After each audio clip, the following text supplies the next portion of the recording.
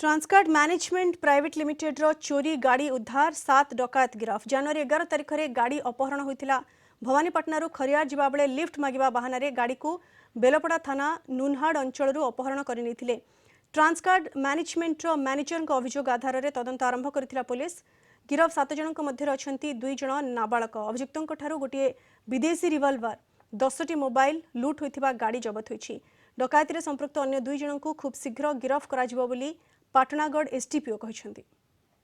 एथिरे संपृक्त थिबा डकैत्स मानंकु 5 जन मुदाला एवं 2 जन नाबालक मुदाला को केस रे अरेस्ट करिछु।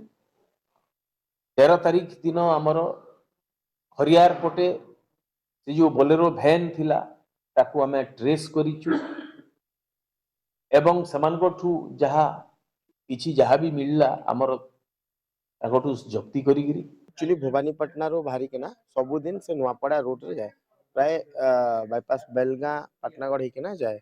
तो से जतला आसुतला नुनहाट बोली के ना पाके बेलगां आके बेलपड़ा आके टिके जागा अच्छे से ताके हाथ अटके के ना तो एने लूट करी के ना गाड़ी ड्राइवर रो फोन सब नहीं के ना पले चले पाटनागढ़ दे कर आसला बेला से नुनहाट रे तार नुनहाट टिके आके केतरे अटकले पिला दुईटा चली चले जाउथिले हाथ मारला मुई गाड़ी स्लो कली पाखा आखा थिले आइले मते बाहर के खिची कर सब लोग पिटले पिटलारू गाड़ी गुटा आला आगाड़ो गाड़ी आला के मते सेट करथिले मुई छड़ाई कर पलाली। हां चाकू धरथिले आ बंदूक धरथिले आ बड़ बाड़ी धरथिले।